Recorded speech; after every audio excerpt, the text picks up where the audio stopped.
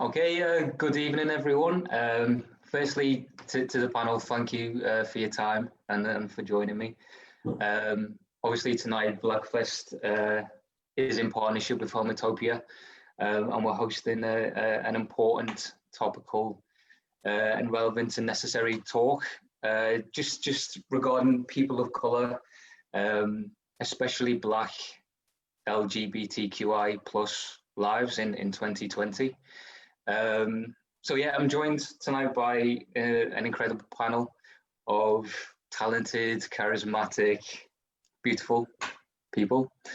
And I can't wait to get to know you more as tonight goes on. So yeah, basically tonight what we're going to be doing is discussing the Q-TIPOC community, really, and discussing all of our experiences, debating topics, sharing what it means to be proudly and unapologetically ourselves.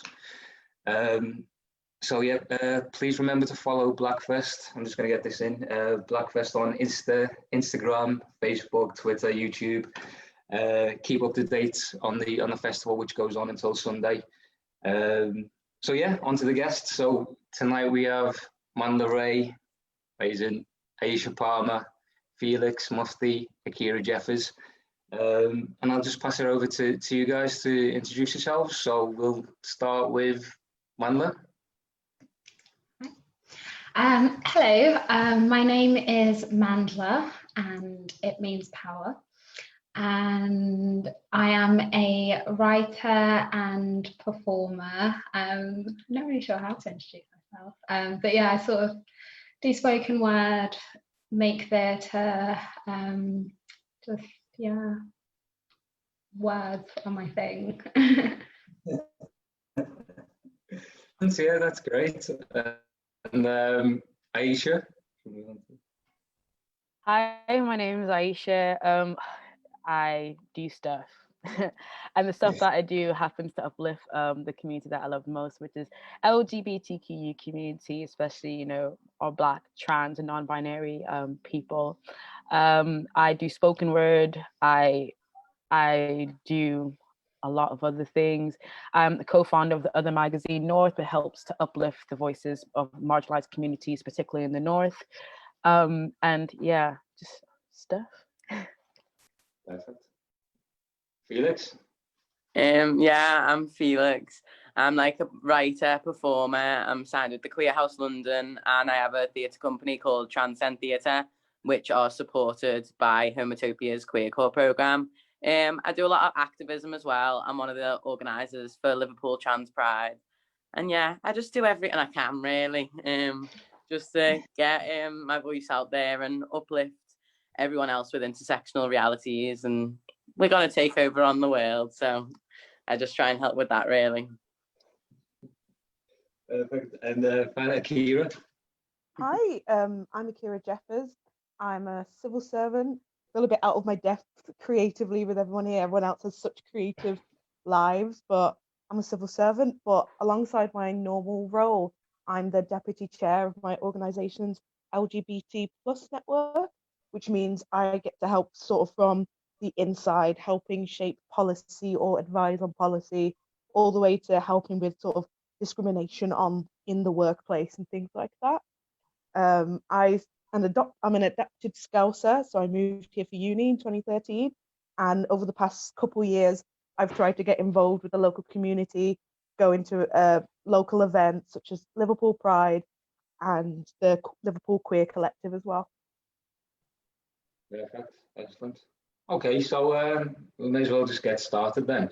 And firstly, I'm just going to ask basically how are all of you, because 2020 has just been one hell of a year.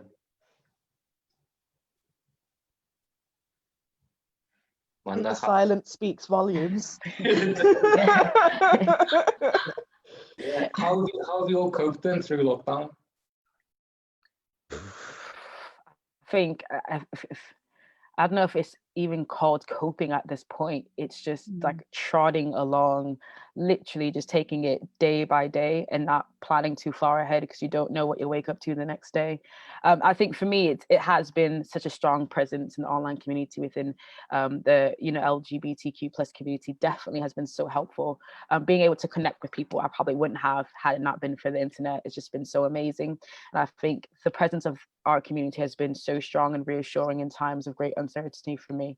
I started skateboarding, just getting there, but like finding one activity that requires my attention and that gets me to think about nothing else. Little things like that. I got really into Animal Crossing.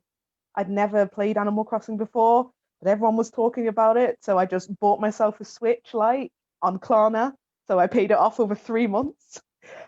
Also, full disclosure, I have 2 cats, so you might see Cleo in the corner from time to time. They might say hello, the cats, but Animal Crossing was there for me, just spending time on this like non-existent island, and somehow capitalism was still a thing. I had to rent to a raccoon. I mean, yeah, Animal Crossing for me, definitely. Perfect. Felix, how's it been for you? Have you felt isolated at all? Well, yeah, like I guess it's like being hard with like Pride's being cancelled and stuff. And obviously the online ones have been good. Obviously it doesn't have the same effect because like Pride is a protest and that should be what it's about on the streets and stuff.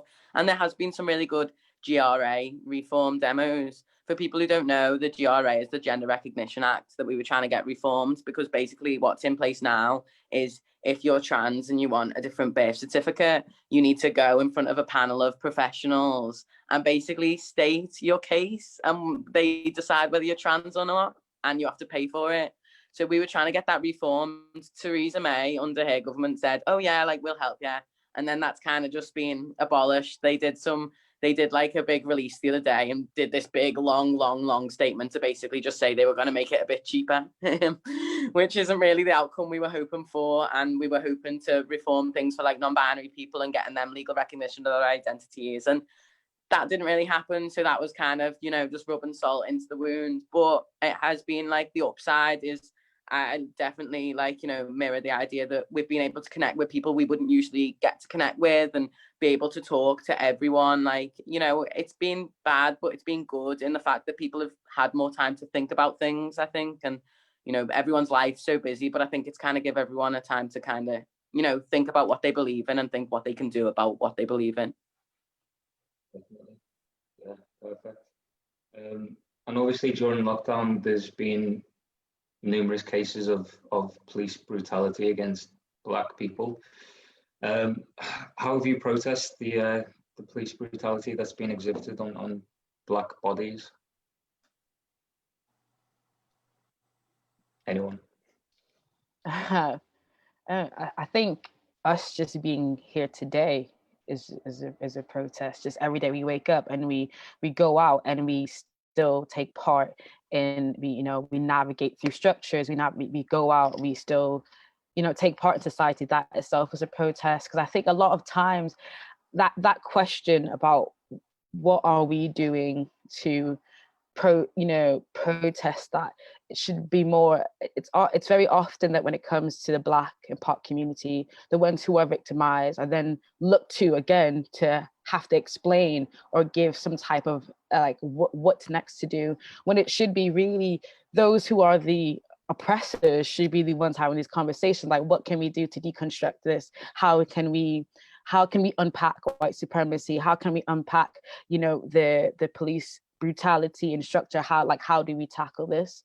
So I think in regard to myself protesting, I'm just taking care of myself. My mental health is my protest, making sure that I'm alive to see a day where it gets better and my people are actually not just feeling free, but are actually free and empowered to live their best lives. Do you think as each day goes on, your capacity to take care of your mental health gets easier? No, I would say, personally for me, I had to take a few months off from June, and I've just returned to work last week. My mental health had literally just hit the bottom of the barrel.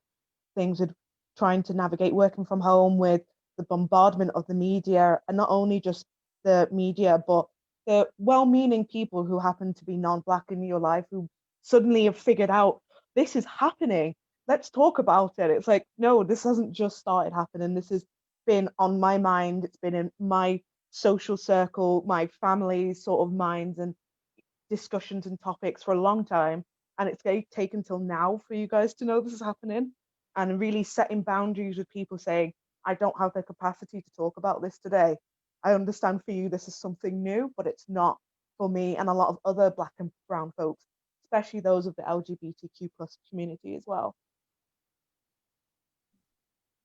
Yeah, definitely. And I think like there's been a lot of talk like, oh yeah, the Black Lives Matter movement sort of being referred to as like this new thing that's happening in this moment now. And yeah, it's very, very frustrating because like, yeah, it's your day-to-day life. It's been on like even just the Black Lives Matter movement isn't something that just started during lockdown magically. And I think a lot of people don't seem to be aware of that. And I'm just like, where have you been? People have been dying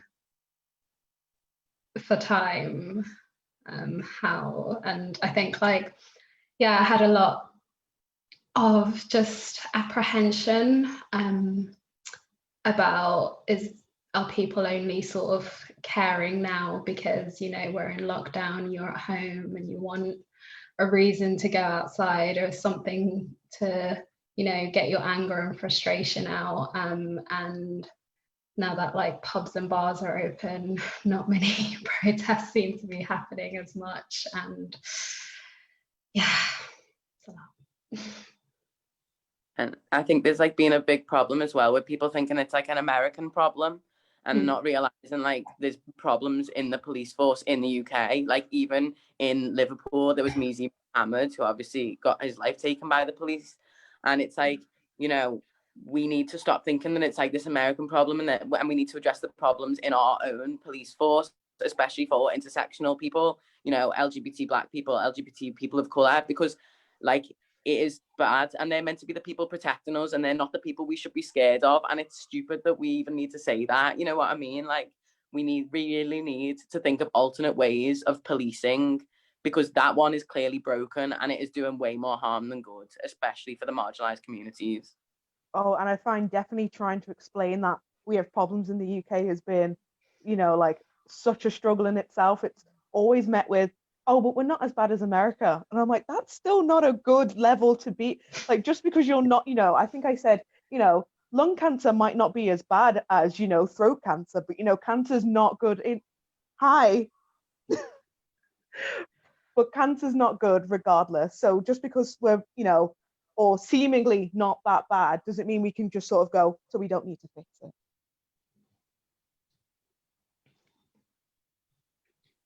it. What are your thoughts on the police? Do you feel comfortable dealing with the police force? No, like personally, I've had really bad experiences with the police, like as an LGBT person. Like there was an incident in like a bathroom where like it was really bad and I like ended up getting like physically assaulted and they basically victim blamed me. And as a trans person, like, you know, I that shouldn't have to be a barrier. Like, and it's the same with like, I have a lot of trans and gender non-conforming friends who like have had hate crimes against them and basically been victim blamed. Like I have one who like was in Matthew Street and someone like called them a slur. And I don't want to repeat anything because I didn't want to like trigger anyone. But like and they like went over to the police who were literally on Matthew Street and said, I have literally just like had a slur. Like they said they were going to take my life. And the police were like, well, we'll go look in a bit. Like we'll go and my friend was like, they are literally right there. Like they are literally like causing harm to people in Gay Town as well, you know, where there's a lot of LGBT people. Like they were like they are literally right over there and the police wouldn't do anything. And it's just this complete disregard and like a lack of training, like that is just so ingrained in every single aspect of the police culture that I it's beyond fixing, I believe. Because even if there is a police officer who has good intentions, they are still part of something much bigger who are really hurting people and really making marginalized people feel unsafe. And I don't know how the trust can be brought back when not enough is being done. What do you think, well, to the rest of the panel, what do you think on what Felix has just said? Do you think there's a solution to fixing the reputation of the police? No, I don't think. I think I agree with Felix. It's just a system it's working for the purpose that it was set up. So it's not working because we as Black people, we as LGBTQ plus people have rights now. We have the rights to call it out. So the system, in a sense, isn't broken. It's working how it was intended to work. But that's no longer, you know, working within the society we're in now. It needs to be dismantled, defunded, completely abolished, and something else just needs to come in its place. We need to talk about what the future looks like. Policing isn't how we keep people safe necessarily. People think we have to have police, and it's not necessarily we don't have to have it. We make sure people have access to food, access to healthcare, clean water, human rights, then that shows that less crime happens. Therefore, you need less policing in the sense of people always on the streets, people always in cars and things like that. Higher, bigger kinds of crimes, like things like terrorism, we're always going to need some kind of security for that. And that's maybe what the police, or what it could do, just national defense. But when it comes to actual community work, it should be done by the community, not by a separate force, which, as Felix has said, they're not doing what they're supposed to be doing, protecting us, and that's what the police are supposed to do.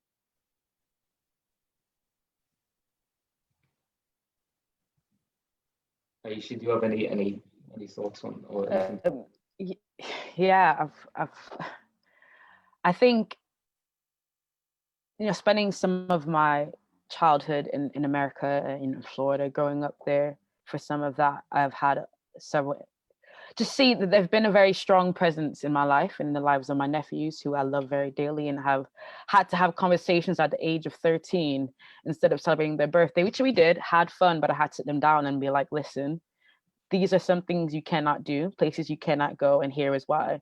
And I think that really struck a chord in me when I had to do that with my nephew, because it's just kind of, they were really shocked. They was like, I don't understand, but I don't get it. And I had to explain that just because of how you look, you can't get away with certain things that your other friends would. You can't go and play around in certain neighborhoods, because just based on face value, your interaction would be completely different from your non-Black friends, and the outcome would be very different. And I understanding that the police officers that I'll see, or that we'll see, they are not the issue. They are simply a part of this bigger structure, like Akira said, this system that is broken. And I think if I was to exhaust all my energy on every police officer I see, I would be done. I'd be tired. And I think more, it's us getting to the root issue. And I don't know how long that'll take. I know it's not an overnight thing, because this wasn't built last night. This has been going on for centuries. We know where it's come from, from slavery, and then it's all like, it's just become this system and structure. And it's just more conversations that lead to action, that lead to change, that leads to a better life for all of us. And I think we're all questioning ourselves in this time of what does that look like? Because I know I want a better future, but what does it look like, and how do we get there? What do we do? I'm still trying to figure that out. I'm still trying to figure out what is the next step to create the future that I want to see, and I want the kind of world that I want to live in, to where they are actually doing what they're meant to do. But what they're meant to do isn't what we need. If you know what I mean, like what they're meant to do is not what we need, and this at all. It needs to be that root needs to be pulled up, and something else needs to be planted. And I think we're all just trying to figure out how do we navigate, how do we do this. Do you think the Black Lives Matter movement and protests and subsequent riots, do you think they've helped in any way? Do you think they've helped the situation?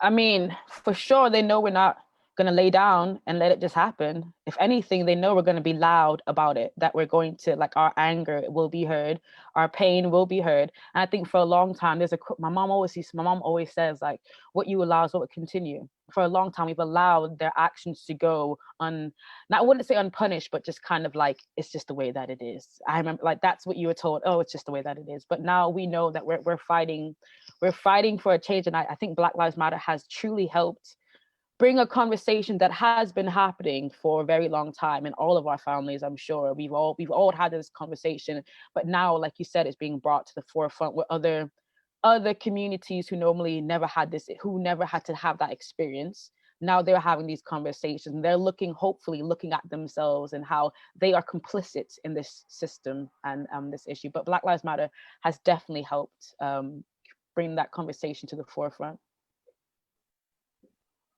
Even with everything that's happened, the thing that blows my mind is that I'm sure you know the recent Ofcom complaints about diversity in Britain's Got Talent and Alicia Dixon wearing a necklace. There's been even more complaints about that, and it just blows my mind that people just refuse to get it, to understand. It's literally like people like who are like against Black Lives Matter and stuff act like people are so offended and all this and are snowflakes. They're the snowflakes. They're offended by a dance. They're watching these people dance on their TV. This beautiful, really powerful, amazing dance. I'm ringing up going, I have a problem with this. You are the snowflake. You know what I mean? Honestly, like, who's got the time? Who has got the, like, how does it go into your mind? Like, it really doesn't make sense. And this is what angers me even more. People like, oh, Black Lives Matter. Oh, you say my life doesn't matter. No, you're saying Black Lives Matter. You know, on like, and not a more than matter. You know what I mean? That's all the statement is. And if you can't even say that Black Lives Matter, then who are you as a person? You know, then that is white supremacy. You know, this is what really annoys me about the All Lives Matter thing.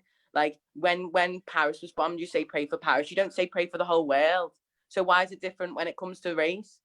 Because you're a racist, you know what I mean? And I think one good thing that's come from it is seeing who you should delete on your Facebook page. Yeah. Definitely. A lot of that has happened, hasn't it? A lot of that, like, I personally put my hands up. I went down my feed, and a lot of people who I thought were really my friends, like, I read some things and was like, oh, okay, this is how you really think. I don't have to blocker. That's... Exactly. Have you found it easy or difficult to talk to non-Black and brown people in your life about these events and these things that keep happening? Talking to non-Black people, primarily white people, can be a bit draining because often you're having to either educate someone on something that they can Google themselves, or you're having to justify your existence. And yeah, I find the conversations can just take a lot out of me. Like, I recently had a really strange conversation with a friend who used to be an intersectional feminist, but they ended up saying that they thought the Black Lives Matter movement was racist because it focuses on Black people, and they try to be like, yeah, I do think like dark-skinned people should matter, but not because of their skin color. And I was just like, no, don't say dark skin. Black, say the word. And it's like you're having conversations with people who sometimes are just sitting there in their privileged positions, and yeah, I think the need to have to justify like why we have to say Black Lives Matter, please stop killing us, is just absolutely draining. And they were trying to like say that, oh, you know, like police brutality is not like an epidemic level, and I was just like, yeah, but one person is too much. Why should we wait until it gets to pandemic level deaths? Like, and yeah, I think I prefer to sort of opt out of those conversations, but also I don't feel like I can, because for a lot of people I'll be like their only Black friend, and so I'm their go-to person about these things. And like there was a point when like everyone was just checking in on me, like, oh, we've just discovered racism exists, are you okay? And it was just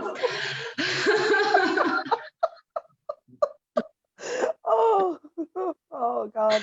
I don't know if anyone else had that at the beginning, like in about June. Yeah, it was like most of my colleagues, and it was like, oh, sweet Karen, like, you know. Oh, but yeah. I mean, I'm with Aisha. Like, I just sort of block people either in on social media or in my life, and be like, as I said, boundaries. Like, no, I don't have time to walk you through racism. Google is free and widely available. And it's, I think also, I think it's just, for me, my mom's always said, like, there's got to be a why. Whatever you do, find a why. And I don't want people to think me blocking someone is me not being willing to engage in a conversation. It's for the mere fact, what is the point of this conversation? Am I talking to you because you're going to listen? Or am I talking to you because you just want to have an argument and you don't want to agree? You're not really listening to what I'm saying. My words are falling on deaf ears, but you just want to have a debate. My life is not debatable. My experiences are not debatable. Like they are my reality and reality for many other people. So I feel I have been lucky in the sense that the people that I surround myself with, like on a very close level, are even those who aren't Black, who aren't POC, are very understanding and empathetic and know how to hold space for me and know how to, if they have a question, Aisha, are you in a capacity to have this conversation right now? Like, do you want to have this conversation? They ask my permission because they understand that that's emotional labor for me. For me to explain my experiences is emotional labor, and it's very triggering.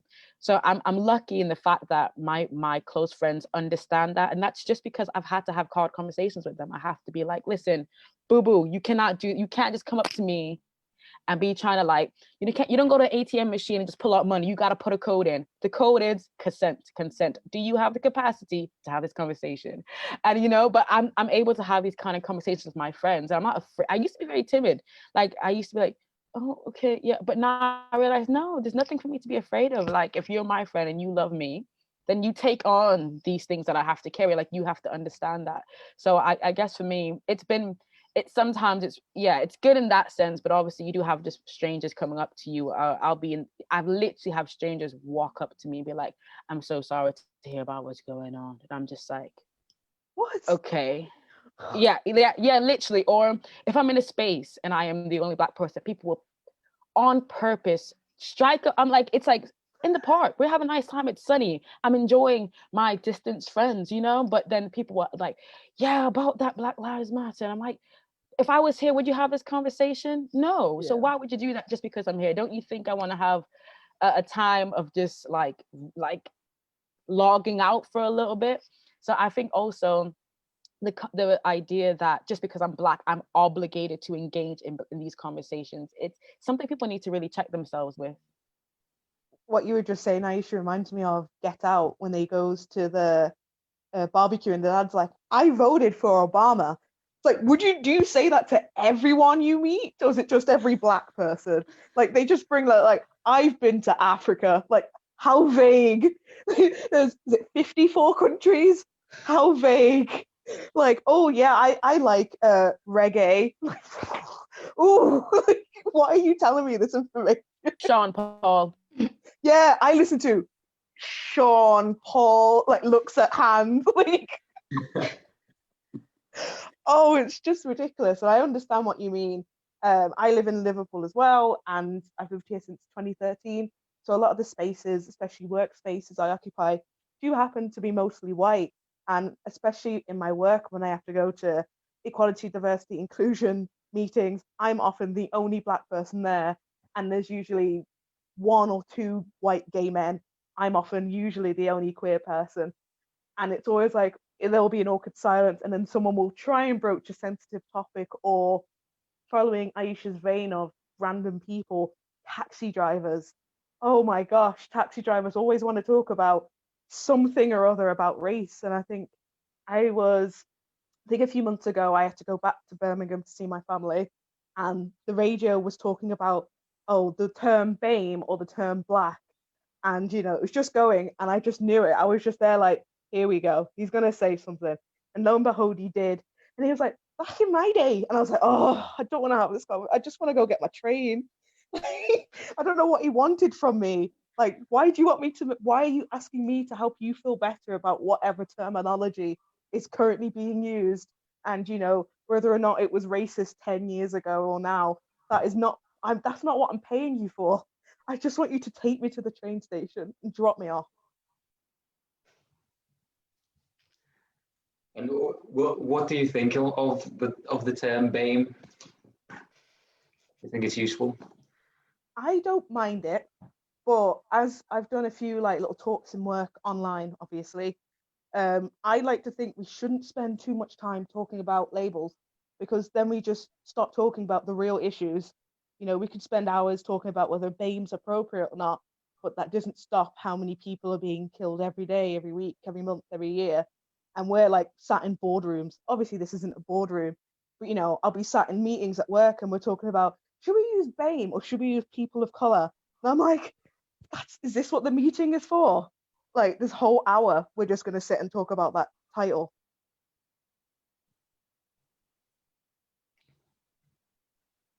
I think it's a word that doesn't really make sense to me, because minority to where?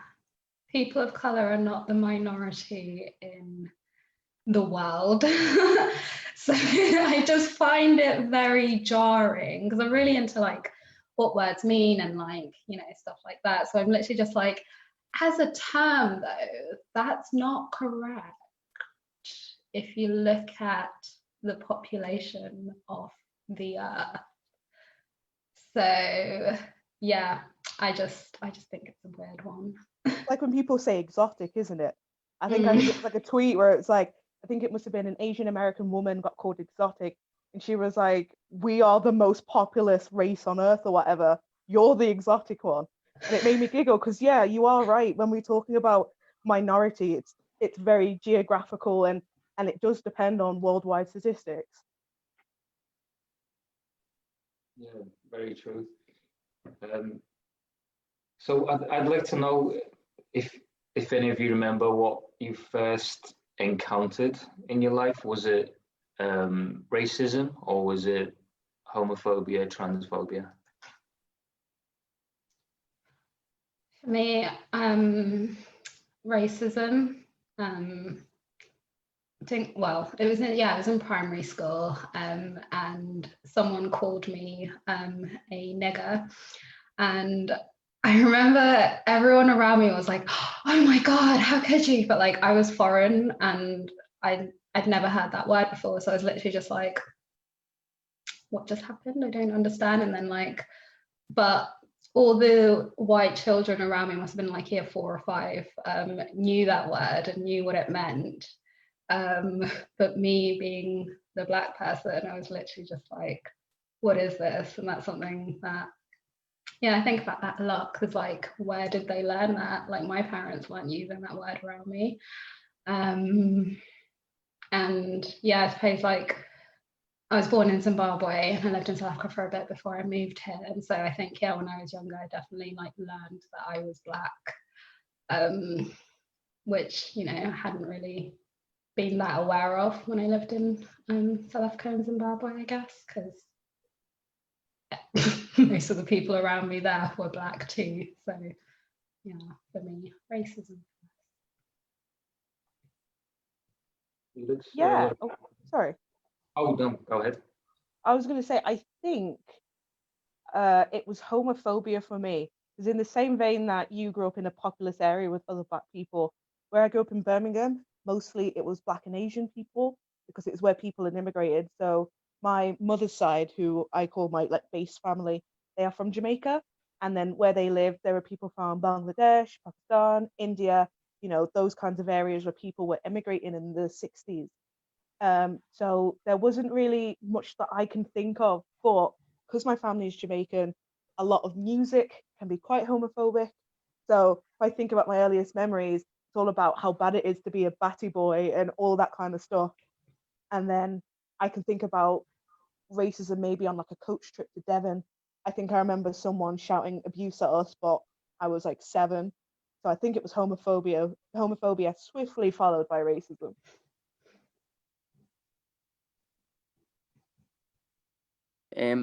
For me, like, I'm Pakistani, so like, you hear like the P word all the time, especially in Liverpool, like, and it's so casual. Like, people say it's so casual. And when I was growing up, like, obviously, like, my skin's light, so like I never really experienced racism in that sense.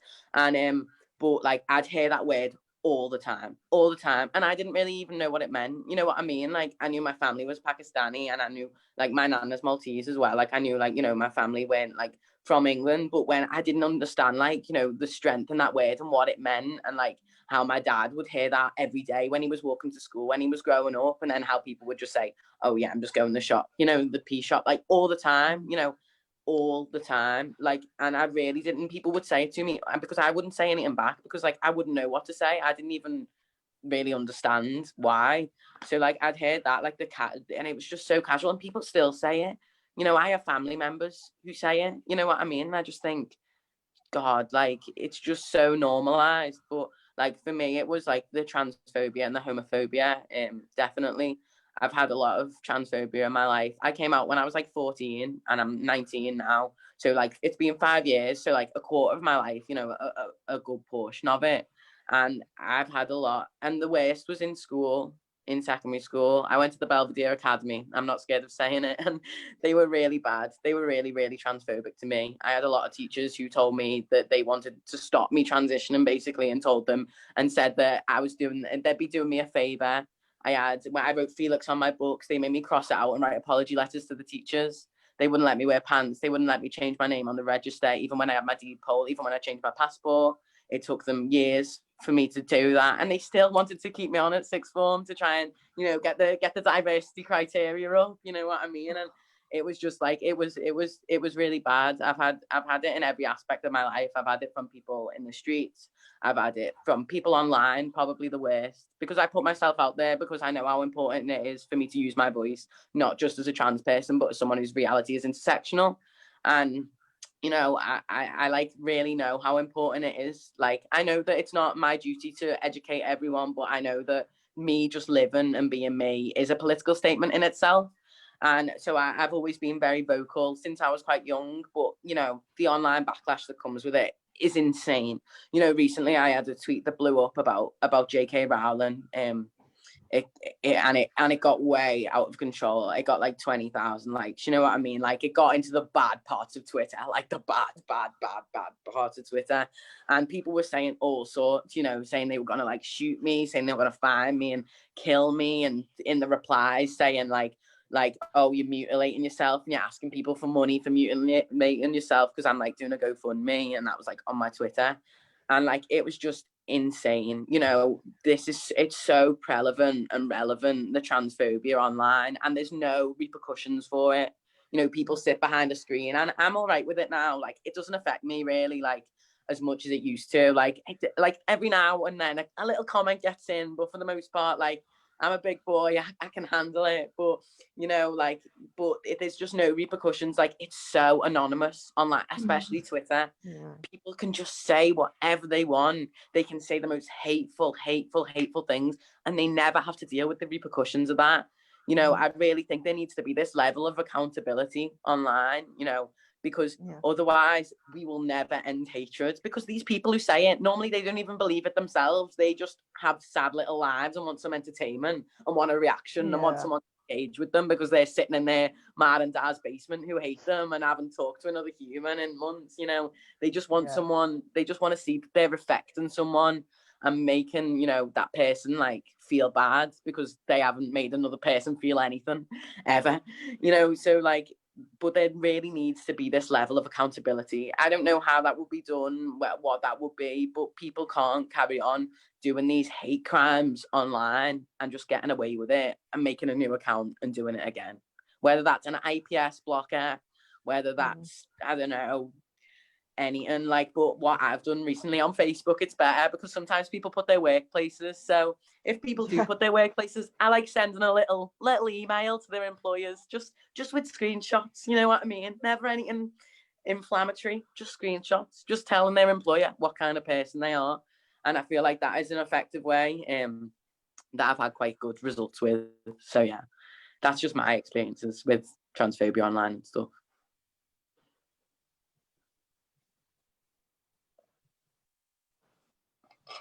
Did you want to? Yeah, I think it quite similar to Akira with being from a Caribbean family. A lot of Caribbean songs that I would listen to that I wasn't supposed to because my family was also very, very Christian. You would hear a lot of slurs and you're like, ooh, this isn't very nice.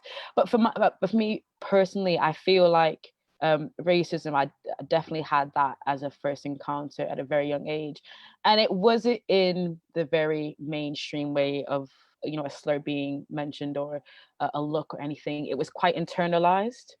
So I remember being really young and my mom always saying things like, if we go out somewhere, leave it cleaner than you left it, or in school you gotta work twice as hard. Like, these things, people don't think that stems from racism, but it really, really does. You are projecting so much expectation on a child, and it's merely because of how I look. It's merely because I was a Black child. My mom was like pushing me to the edge of, you've got to work twice as hard, you can't do this, you can't do that. And that is a result of internalized racism. That is a result of this system and this structure that has been in place for decades. And that's how I've had to encounter that, and it took me a long time. I feel like I only started really living my life when I was in my like late teens, early 20s. And I say that because a lot of people don't realize they're not living their lives, they're living the lives of their parents and their communities and whatever they're a part of. All of those, like all of the other people's stuff, experiences and ideas and beliefs are being put on these children, and they grow up. And that's why you have people who have, you know, who are very vocal online. I call them Twitter warriors. They're really good with they know how to say really hurtful things. And a lot of times when you actually have a conversation with them, if you have the capacity to do that, you realize it's not even their belief. It's nothing to do with them. They just heard their mom said this, and it's like, oh, this must be wrong, and they project that on other people. So yeah, for me, it was definitely racism, a lot of internalized racism, a lot of not being able to play in the sun because I didn't want to get any darker than I already was. Like, and this is a result of racism.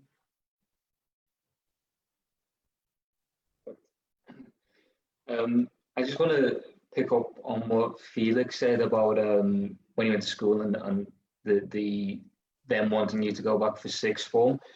You know, to kind of like tick a box. Do you ever feel as though you're kind of like a token in any aspects of your life, like maybe in the artistic areas? Do you ever feel like you're there because people need to tick a box?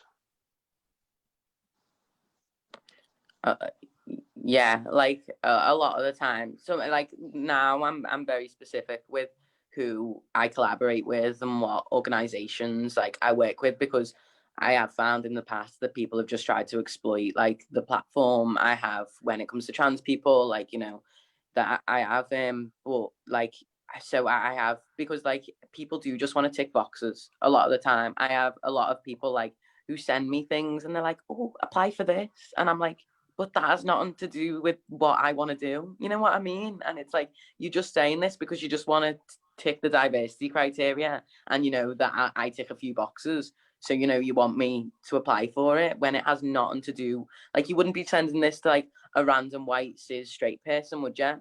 No. So why are you sending it to me? You know, like I have that problem a lot with people just being like, oh, do this, and it literally has no correlation with my what I stand for as a person and what I am interested in.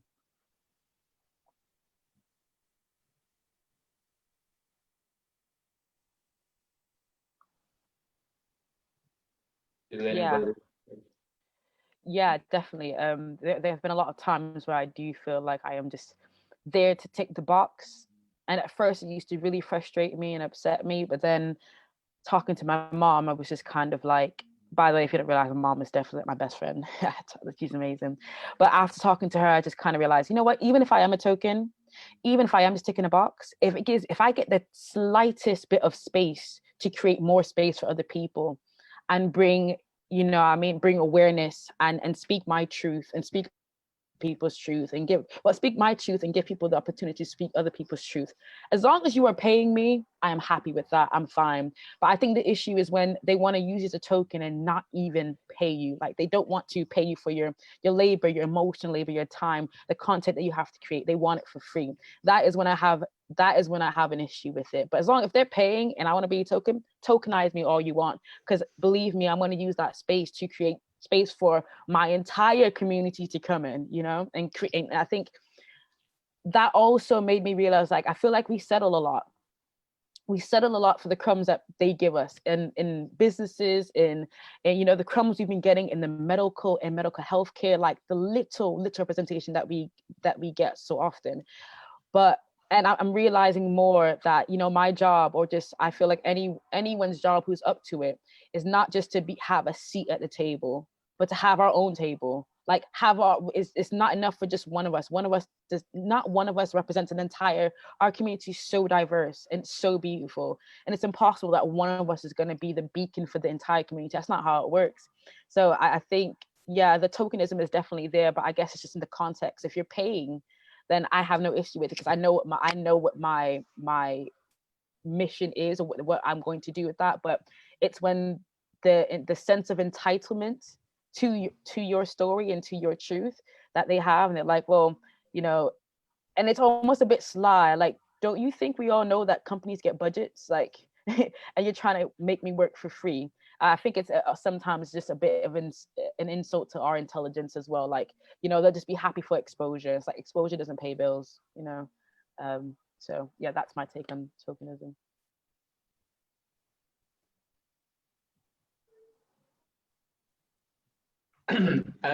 Do you mind if we just take a quick break? No, I'm fine with that. Okay, cool. We'll come back in 5 minutes, if that's okay.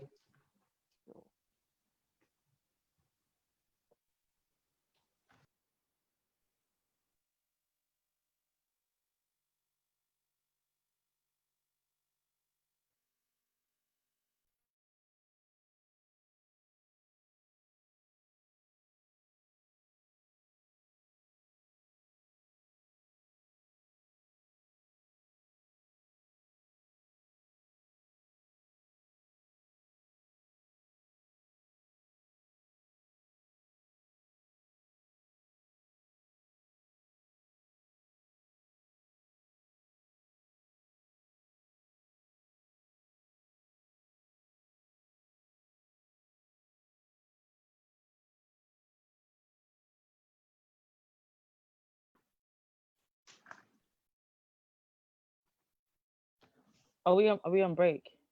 Yeah. Is it like is it still live on Facebook, or? Although I think we're back now, yeah. Are we back? Wait. What? Yeah. I don't think we're. I'm sure. I think we're back now.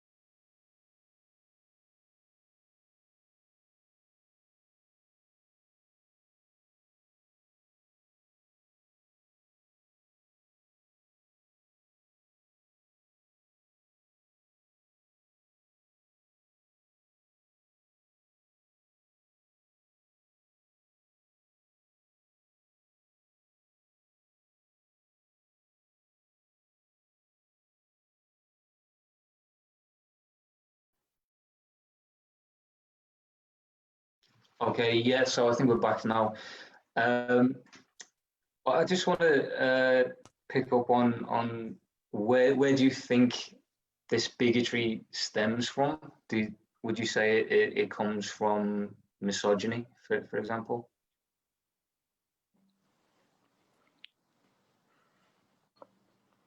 I'd say white supremacy. I feel like I no one wanted to say the elephant in the room there. White supremacy, misogyny comes from white supremacy, racism comes from white supremacy. It's all tied up in the notion that there are people or beings or certain sects of society that are inherently better than other people. We are all human, we are all different, but that doesn't mean one person is better than the other. You know, I'm not better than the rest of my panelists just because I'm cisgendered, you know. I'm not better than them because I've got lighter skin tone. You know, Mandler's not better than me just because they don't need glasses or they're not wearing glasses at the moment. I don't know if they can see or not. Who knows? But you know, like it's just we're all people, and it's just this notion of white supremacy that has stemmed from it all. We need that to be gone, dead, gone, buried. Yeah, I definitely agree with that.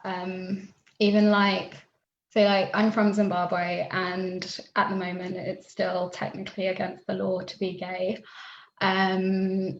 which in itself is a lot, but like those laws weren't a thing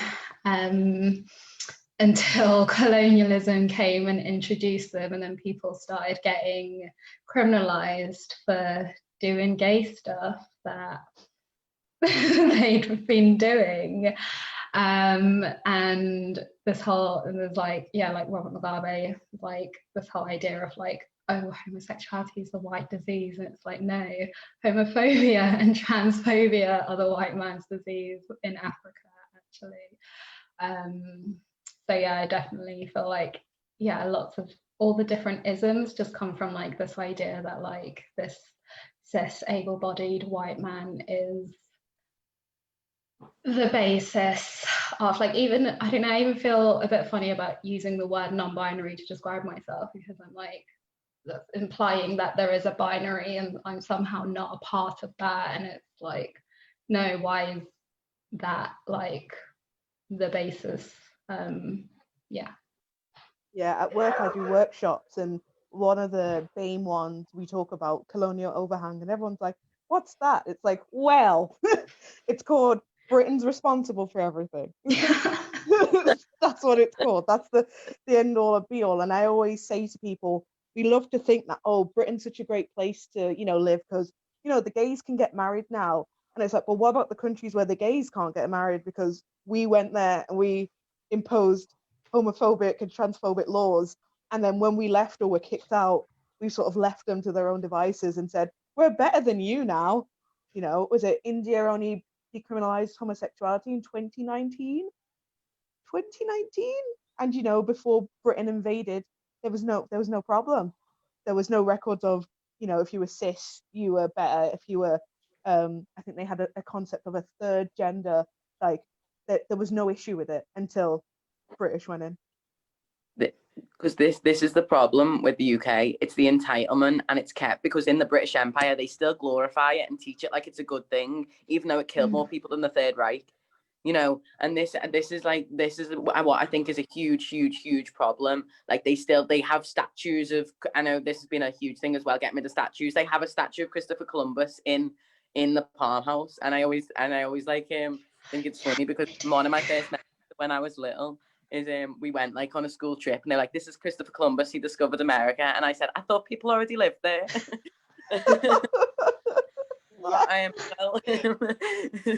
like because yeah, it's like the idea of like the third gender that they had in India, and they had, you know, the spirit gender in like indigenous tribes and stuff, and it's like this is the problem, the entitlement of the UK, that we killed all these people, we endangered all these people, we took their livelihoods for our own, and we go, and the British Empire was great, oh my god, we got tea from like India, all this, look how amazing it is. And it's like, how do you think we can overcome racism if you can't admit it in your own history textbooks?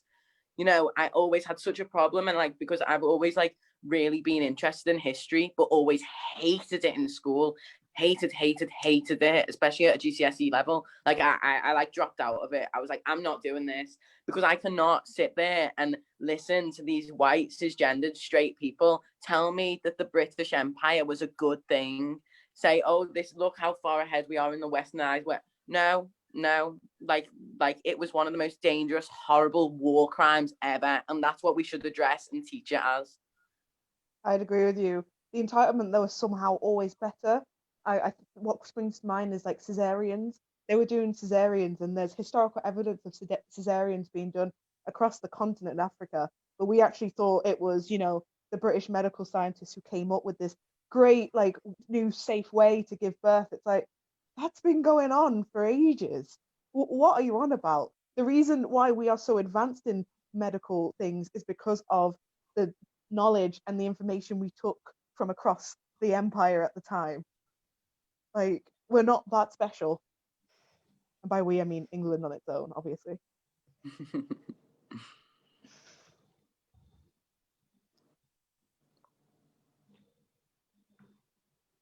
Anyone else want to add anything now? I think they've just covered, just taken everything out of my mouth. I don't have words. They've executed it. Yeah, perfect. So in terms of intersectionality, have any of you ever felt displaced or felt pressure to choose between celebrating your blackness and your brownness versus your queerness and genderqueerness? Whoa. Right, it's like a lot of times. I think for me, it was for me a lot of times. It came up when I would go out, when that was still a thing, to go out to places and hear music. I would either have to choose going to a club that I knew would play culture music that I loved and I enjoyed, but I knew also in that same atmosphere, it wouldn't necessarily be very queer accepting, or if I was to present very masculine, I would get a lot of stares or feel quite uncomfortable. Or I would go to a queer space, but I would have to hear Madonna all night long.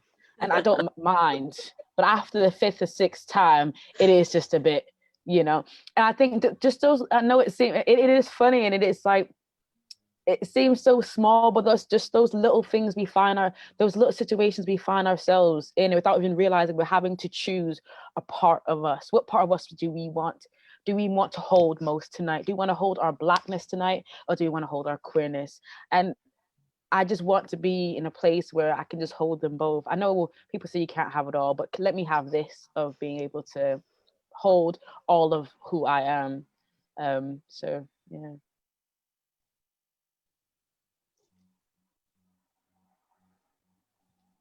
Yeah, I think when I first was like coming out and like going out in Soho and stuff, there was a moment where I was sort of like, wow, everyone around me is white, and like it was great, obviously, to be able to like have queer spaces and a space to embrace my queer identity and learn more about myself in that way.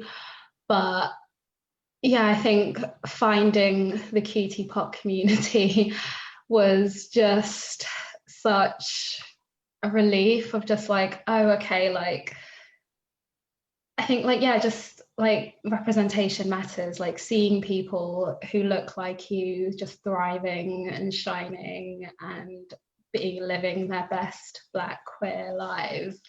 I don't know, I didn't realize how much I sort of like, I don't know, even like something as simple as like my hair, for example, like I used to just like have it all sorts of colors and like, but I never really like tried to grow an afro, and I did try and grow an afro. It was going really well, and then lockdown happened and then I shaved all my hair. Like yeah, I even like noticed that like, yeah, even like embracing my hair wasn't something that I did, because I didn't really see many other people around me who had the same hair type as me and embraced that, and like, yeah, sort of like, yeah, a weird one. It definitely is how like whitewashed queer culture is, because Stonewall, the people who like really gave us our rights, were Black trans people like Marsha P. Johnson and Sylvia Rivera. And this is a fight I've had with so many queer people, with like the Black Lives Matter protests happening and stuff, and them saying, oh well, all lives matter. No. We are so indebted to the Black trans community for what they did for us. You cannot leave them out of the conversation. You cannot not empower them. You know, then, and people, when they say this as well, I'm like, there's so many like LGBT Black people included in that. Like, they are your siblings, and you are like leaving them and saying, oh no, all lives matter. No. We need to realize as queer history how much we owe to people with intersectional realities, and not leave them out of the conversation when they're the ones who need the most help. You know, Black trans women are murdered in America at the most horrible, heartbreaking rate ever. And we're leaving them out of the conversation. And you're going to whitewash, and then for your diversity board, you're going to have 3 cis white men. Like, what? You know what I mean? Like, it's like, and people aren't doing enough. And they're like, they are in our community and they're not doing enough. You know, it just, it's something I've never been able to comprehend, never, the whitewashing of the queer community. And it is, once again, like the colonialism and the white supremacy just breaking through even into people who are marginalized in their own ways. And that is something that really needs to address, and something that really needs to have something done about it. I think touching on that, Felix, amazing. Like, when if you you know, studying the history of you know, the queer community, when Pride was a riot, it had the true blue ones there. But when Pride became profitable, we opened up for so many people to jump on the bandwagon. And like, you see, I honestly was in fits laughing last Pride when I saw so many companies like selling all these like Pride t-shirts, Pride mugs, Pride pencils. And it's like, well, what are you doing? What is your company actually doing? How many queer people do you have? How many have you hired? And I know some people have applied for jobs, but because they're very loud and confident in themselves, they didn't get based on face value, you know, like it's just, it is really extreme to how far we've come from Stonewall, and how far I feel like we've drifted from the true cause. And I can only, this Pride, even though it was online, it did give me hope. Hearing the conversations, like even this tonight, these kind of conversations that are being facilitated, it's what's needed to get us to be active and take the next step into like truly reclaiming Pride for what it's meant to be. And like, going off that as well, what really angers me is organizations like Barclays pinkwashing, because Barclays is the #1 fossil fuel provider for the whole of Europe, and climate change affects us all, but it disproportionately affects people in marginalized communities when it comes to things like shelters, when it comes to things like areas that are populated by marginalized communities. We are affected by climate change more than privileged people are. And this is what really annoys me about people like Barclays having their face all over Pride, you know, because this is what Pride's turned into. Barclays leading it and the police behind them. What? 2 massive endangerment of the queer community are at the forefront, are leading the protest. Then that's like, that really strikes home for me what has gone wrong with profiting off Pride and why we need to bring it back. That's why I did like the protest, like we did a GRA reform protest, and there was lots in London as well. And this is what it needs to be. It needs to be people out on the streets saying, we are here, we are queer, and we are not going anywhere. It does not need to be Ariana Grande on a stage in Manchester. Ariana Grande, are you actually? Like, people are paying like £80 as well. Like, I have never, and I will never pay money to attend a Pride.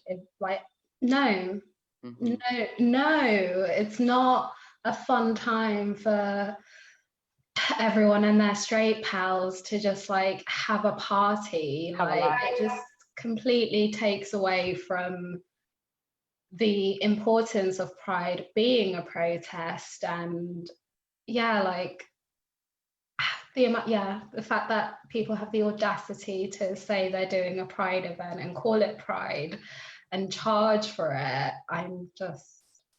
And where's the money going? Yeah. That's my next question. Okay, you're charging me £80. Where is this going? What organization are you giving to? And just taking this moment out to shout out UK Black Pride, because I don't know if any of you have been.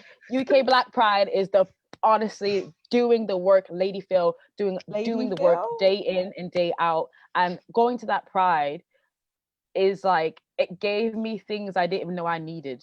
Like, I didn't know how much I needed to be surrounded by Black, queer, loud, and beautiful, thriving, flourishing people. Yeah, I was going to say my answer to the question would be, I don't think I ever felt like myself until I went to my first UK Black Pride in 2018. I always felt like I was like different parts of myself in like one bag, but different parts. And then I went to UK Black Pride and it was like, oh my God. Like, it was amazing. You could run. Like, and I'm so sad, obviously, the pandemic has happened, because I was just gearing up to go again.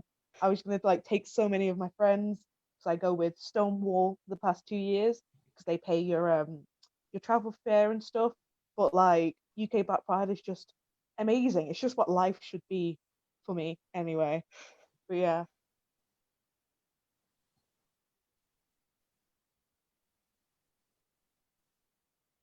Perfect. Yeah. So, do any of you ever feel like you're while you are fighting and advocating for your community, whether it's the Black community or the queer community, they are fighting you back in any way? Yes, all the time. Definitely, even within the LGBT plus community. And I went to an event that was, I think it was queer crafting over in Manchester. And so it specifically, I think it was the last Sunday of the month, and you would make different crafts, and you would just sit and talk amongst, people like you. But there was rampant biphobia, I found. So I identify as pansexual. I'm also polyamorous. My long-term partner is a white cis male, and it just came up in conversation. I said, oh, my partner and he did this, and someone like deadpan looked me in the face and went, you're straight. They couldn't fathom I wasn't bi, they couldn't fathom I was pansexual. They went like, even though I was at that event that was specifically for queer BAME people, the fact that I had a male partner, he just said I was straight, and it made me so uncomfortable. And sadly, I've not been back, because I just felt like I wasn't accepted in that space where I should be accepted, which is sad. And I know it's the same for my non-binary and gender non-conforming pals in other spaces as well, where you'll get someone who claims to be a feminist and say, but you're not a real man, you're not a real woman, da da da da da. And it's like, you're claiming to be a safe space, but you're not. You're just not.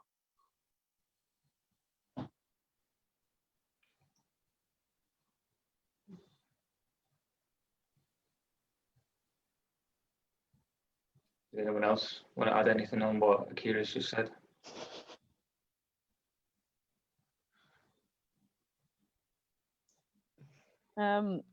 Yeah, it's I don't I know, I think the term fighting back is, I wouldn't necessarily always felt like, fighting back, but it's just not really listening. Like, you're asking questions, but not really listening to my answers. You're not really listening to the lived person's experiences. Like, and I just find it hilarious when people want to have conversations, but people they're having conversations about aren't involved in the conversations. And I find that that's very much the issue. You do find a lot of times people aren't listening when it comes to LGBTQ, about Black and POC people's,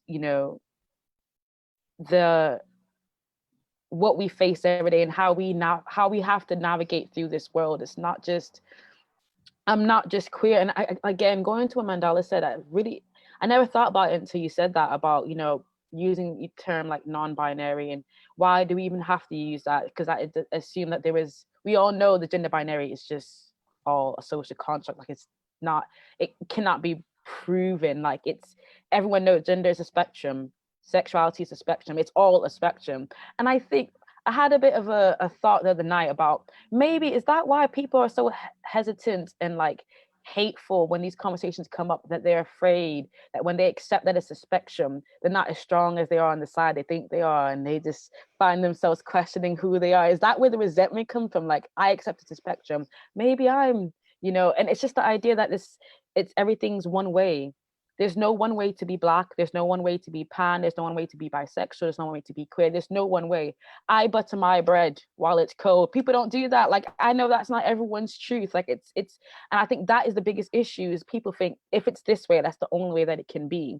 And I wouldn't just say I find, that people fighting back within the LGBT community, or within, the, especially like BLM movement, just in everyday life, in healthcare, in education, and any structure, any place that I find myself, I will always have to encounter some type of conversation or some individual trying to invalidate my experiences. So it's not just within the communities that we're a part of, it's just in the world. It's just wherever you go, you will find people questioning or trying to invalidate your experience. And it all boils down to a lack of knowledge, and some people not wanting to learn. They just don't care to learn. And I don't know how we handle that.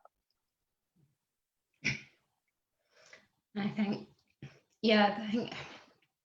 when we talk about like our Black communities and our queer communities, when it comes to my family, I find that like I have a lot less conversations that I probably should. And like, yeah, like, so example, like I'm out to my dad and my mum, but not had conversations with most of the rest of my family.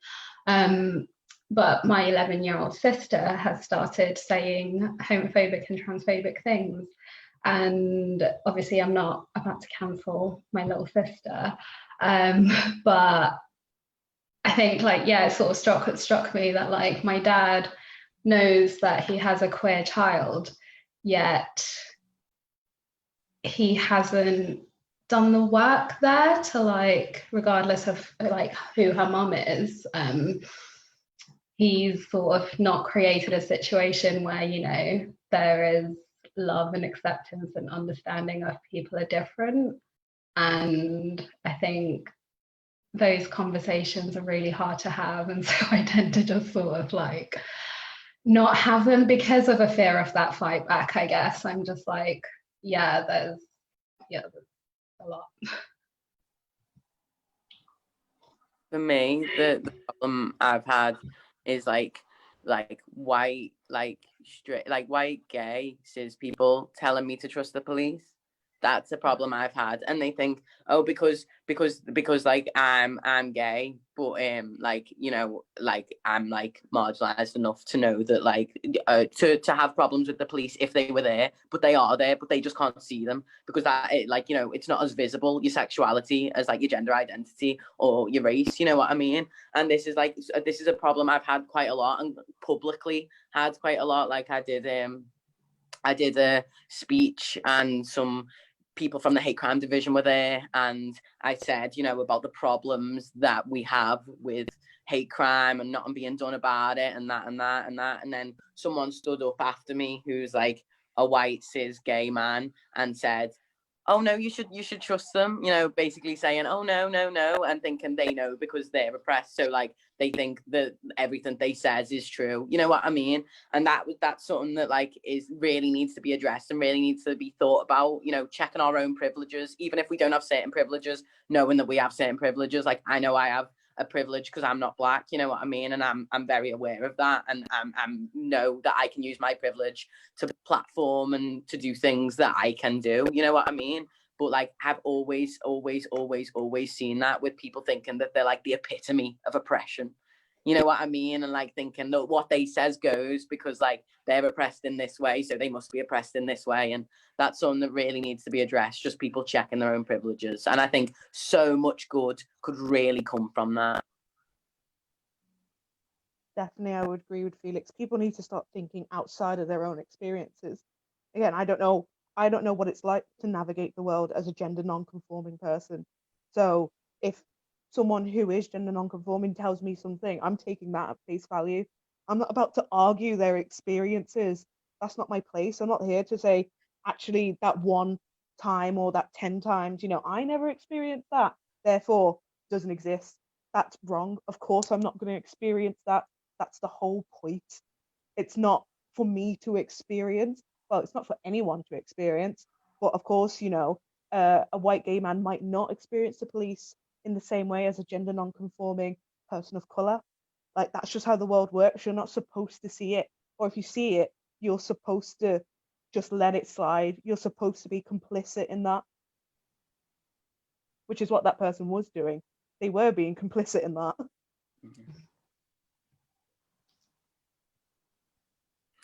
Definitely. And I think that this is what, like, that's a really important point as well. Listening to people when they tell you they have a problem with something. This is a problem we've had with the J.K. Rowling thing. You know, people saying she's not being transphobic. No, she is. And trans people are telling you she's being transphobic. They're saying, yeah, she wrote a book about a murderous cisgendered cross-dresser. How's that transphobic? It's transphobic because she thinks that trans people are cross-dressers. She has said, when you let a man into a woman's space, no. There's no men trying to come into women's space with this movement, with us trying to, you know, get bathroom equality. It is trans women who need protection more than other people do as well. And this is what really, really annoys me. People debating. No, as you were saying before as well, our identities are not a debate. We are real. We are here. This is our true lived experiences. And you need to listen when we tell you something is a problem. Because how do you think you're entitled to say something's not a problem? This is what, like, I can't even explain how many people on my friendship list have been saying J.K. Rowling's not being transphobic. No, she is. And I'm telling you, she is being transphobic. Like, I wrote a poem about it and, like, posted it yesterday. And I had, like, messages and people were saying, oh, it's not fair. No, it is fair, because she has launched a hate campaign. And I'm gonna address it, and I'm gonna break it down for people, for people who can't comprehend why it's so hateful and why it's so harmful, and how she's spreading these misconceptions and just reinforcing negative stereotypes in the worst way when she has such a huge platform. You know, Harry Potter is one of probably the biggest things ever, you know, in literature, and I just, like, you know, she likened hormone treatment to conversion therapy while writing under the name of Robert Galbraith, who, like, believed and carried out conversion therapy. Like, how can you say she's not being transphobic? She posted this link to something yesterday, which was this Etsy shop of people selling things like trans men are my sisters, trans activism is misogyny, like badges that said fuck your pronouns. And I just thought, how can you say that she is not being transphobic when it is so blatant and obvious? And it's always these cis people saying, oh, no, she's not being transphobic. How do you know what transphobia is? How do you? Have you experienced transphobia? No, and you never will, because you're not trans. So you need to listen when people are saying that there's a problem. And it goes the same for ethnicity and stuff as well. If someone of color is telling you that that's a problem, then it is a problem, because it is a problem to them. Therefore, it is a race issue. You know, and that's just something people really need to start listening to the people whose lived experiences it is. Yeah, definitely. I just think, quickly touching on that, if someone tells you who your enemy is, and I believe, I forgot who quoted this, like, don't take that for face value. Like, go and it just takes you typing on Google, and, you know, her and many other people are saying, well, if this GRA is passed, this is the violence that could happen. Well, let's take a moment and actually look at the violence that is happening to Black trans women day in and day out. It's not could, it's happening every single day. And if people can have that perspective of, you know, someone telling you this is your enemy, like, hold on a second, let me do my research. Okay, you're saying that this could happen if, you know, gender neutral toilets, but it's the ones who are facing, or who are taking who are experiencing violence on a daily basis, all the very ones that you know she's trying to turn into criminals. It's saddening. And I think the only thing people can do is just, like, it is your job to educate yourself. Like, everyone owes themselves that, just educating yourself, and that comes through listening to people and their lived experiences. Yeah, I think I read a tweet that said J.K. Rowling couldn't find anything to support her transphobia, so she wrote a book supporting her own transphobia. And it was like, oh my God, she literally just did. She was like, this is what I believe to be true. I'm going to write a book about it. And also, I never understood, not that it even requires time or effort, this whole thing about gender neutral toilets. Since when has a door stopped anyone from going in toilets? Right, even from a not so when you go on a night out, the women's toilets are always it's a mile long, the line, because for some reason it's just everyone's in the toilet. The amount of times I've gone into the men's bathroom because there's been no line, the door hasn't stopped me. The door hasn't gone, wait, you know what? Sorry, you're not a man. You can't. When is a door ever going to stop someone going in? Because if that's the only issue, is saying that that's going to invite, people to go in and to maybe assault people, that has never stopped. And that happens to trans women all the time. People assault them in bathrooms when all they're trying to do is use the bathroom. So how are you if you're trying to stop these people from using the bathroom, saying they're going to assault people, how are you not stopping the people who are already assaulting them? You've already failed. Exactly. Like it just doesn't make sense to me. So even if someone did assault someone and said, oh, it's because I'm trans, they're not really trans or whatever, do you think they're going to go to court and they're going to say, oh, I'm trans, and they're going to go, go on then, you're all right? You know what I mean? No, like they're going to be prosecuted in the same way. The crime's going to happen whether or not people have these signs on the doors, and that is exactly this is why the whole argument is just so self-deprecating and just doesn't make any sense. And feminism is about an equal society. It's about advocating for women to create an equal society. It's not about supremacy. It's not about anything like that. It's not. And how have we ever got more rights by taking other people's rights away? It just really, really doesn't make any sense to me in my head how people can say that it's erosion of women's rights, how it's hurting children. No, you are hurting women and children by not letting them use the bathrooms, by not letting them use the safe spaces. Like, it just really doesn't make any sense to me.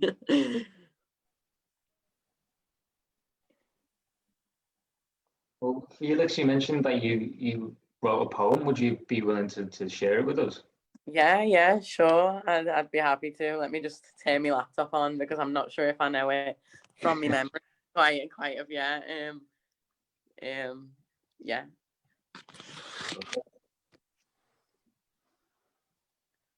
For all my trans siblings with tattoos of wizards, house names and spells, I'm sorry she's hurt your heart. Turn the safe haven you found into hell. We suffer enough. Hate crime rates go up, not down. 79% of UK trans people have experienced harassment, from family abandonment to unwanted slays, from being attacked in bathrooms to being striked by slays, even early funerals, all because the shape of someone's genitals.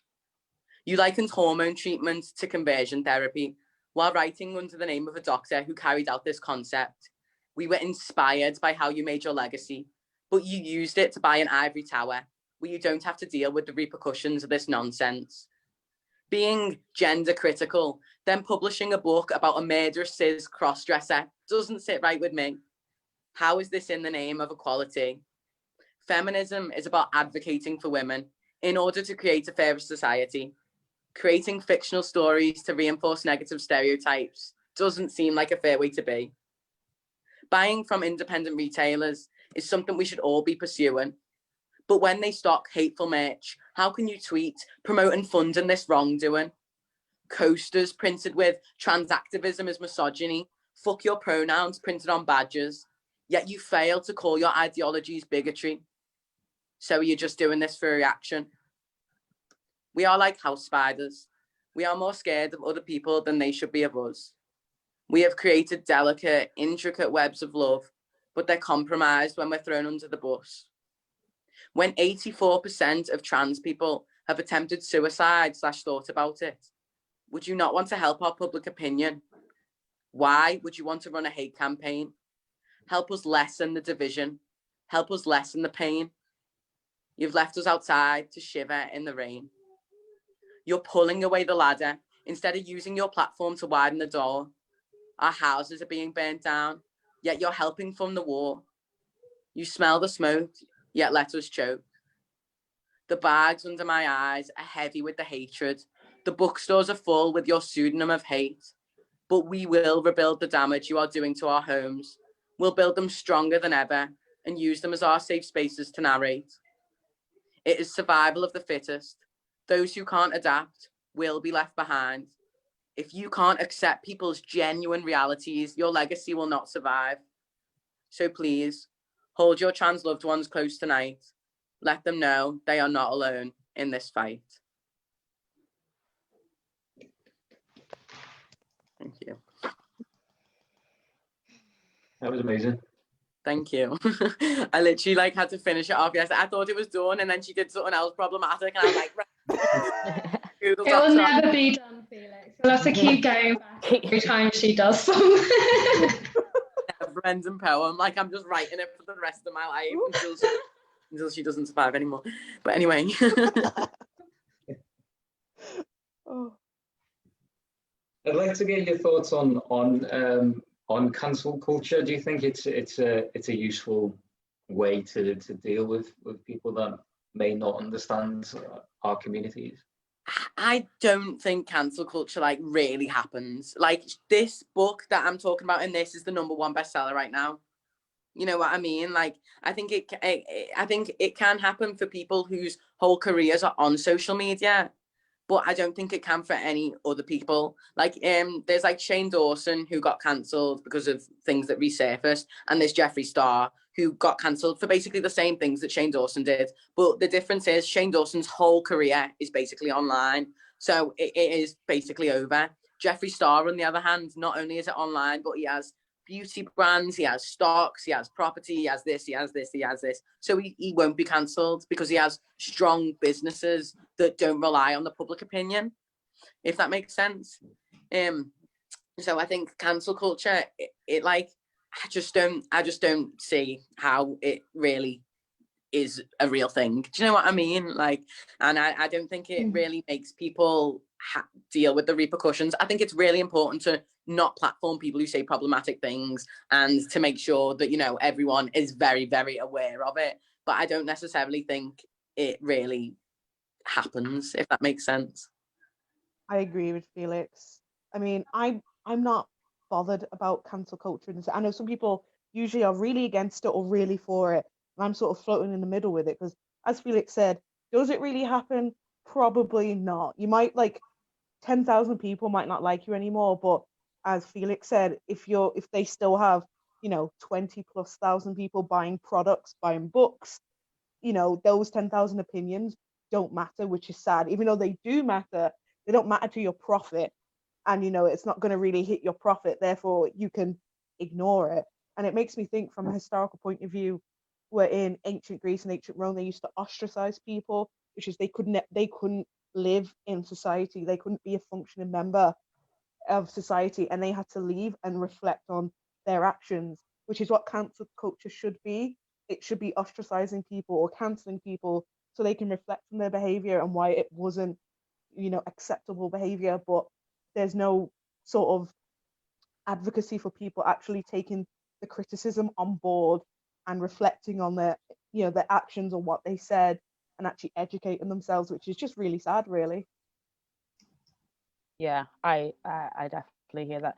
I mean, that's come up in conversation quite a lot recently, because every day I wake up and I check social media, not in the mornings, but at some point when I do, and every day someone's getting cancelled, and I was just kind of sitting okay, what is this? What is the purpose of this? And then I realized when someone gets cancelled, what you're cancelling is their character, but you're not cancelling the coins. Like Felix said, their business is still flourishing. They may lose a few campaigns, but they've already amassed so much wealth. Us saying cancel them that's not actually doing anything.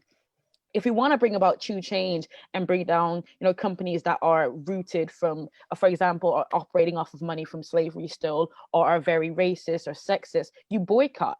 That's something that's actually tangible. And I feel it's just kind of, we need to be having conversations with those who are willing to listen, obviously. And then with cancel culture, the domino effect of it is people on the other side of the ones getting cancelled, they become so scared of getting it wrong. They just become so timid of getting it wrong. and they're not holding conversations of how to get it right or what right looks like in this situation. And I think that is very scary, because what that then creates is people who just jump on bandwagons, people just jump on trends, just like, oh yeah, BLM, but you ask them a question about it and they're like, they don't know, but they're so afraid of not. People are so afraid of getting cancelled. They are afraid to engage in meaningful conversation, and that is what kind of concerns me.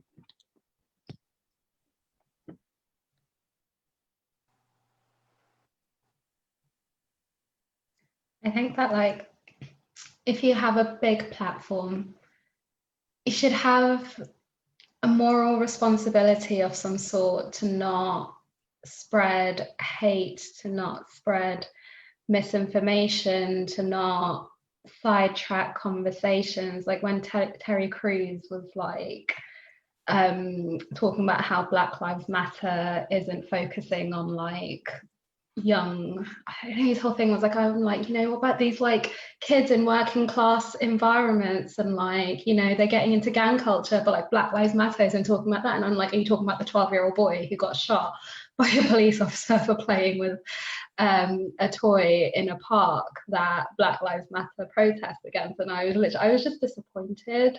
I was just like, you have this big platform, is this really how you're choosing to use it? Is this the best that you can be for all the people who look up to you, who take what you say, who listen to what it is that you're saying? I think shouldn't be a fear of getting cancelled. I feel like people should just try and be better generally, which I would like to see more of. Some sort of accountability. Yeah, definitely. I know exactly what you mean. Like big platforms. Like when I saw Terry Crews, I was just like, oh, I was rooting for you. I was really rooting for you. We were all rooting for you.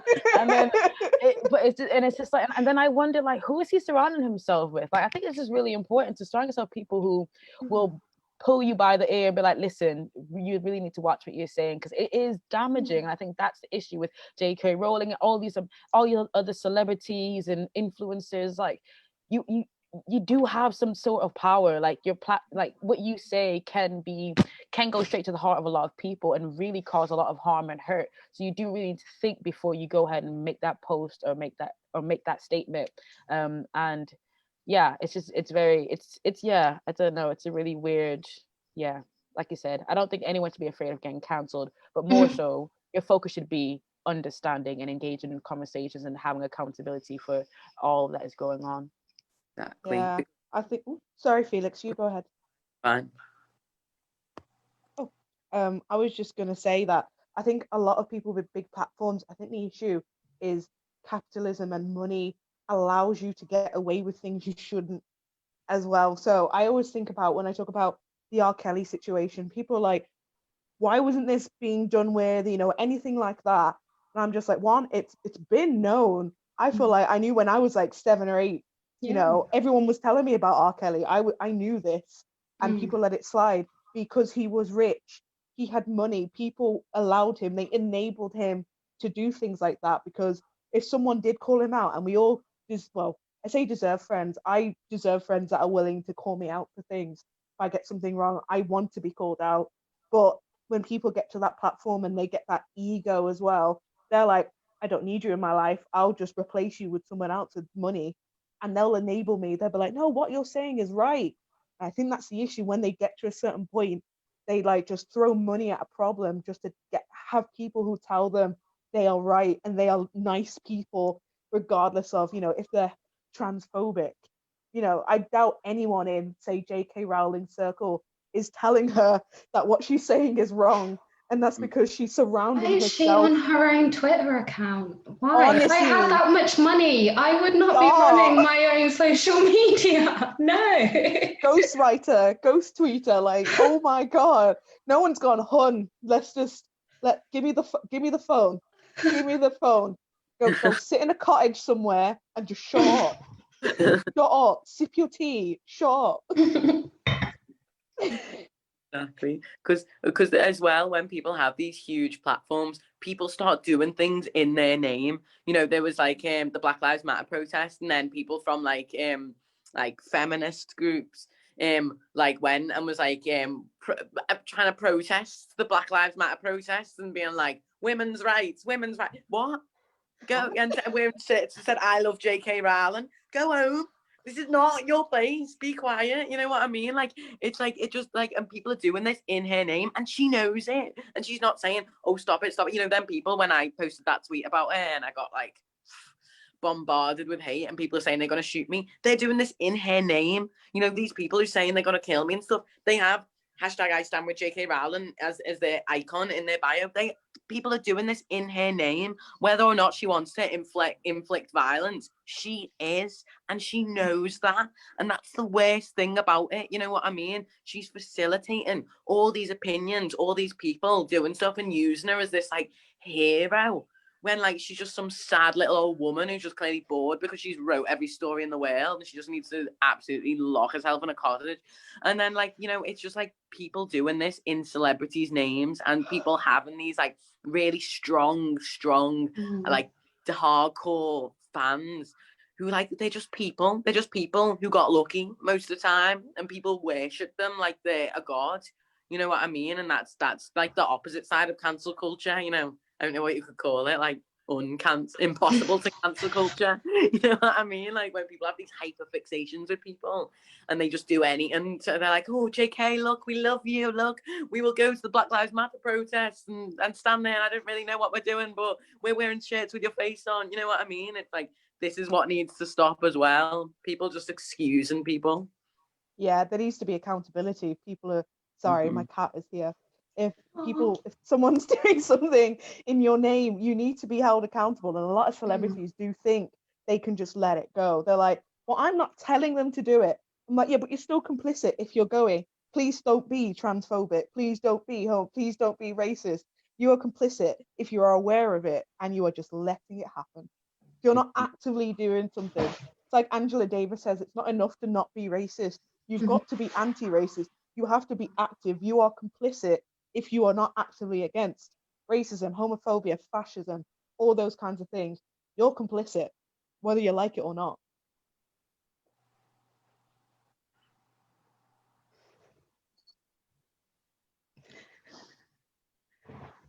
Do you think the Black Lives Matter movement needs to do more for trans lives?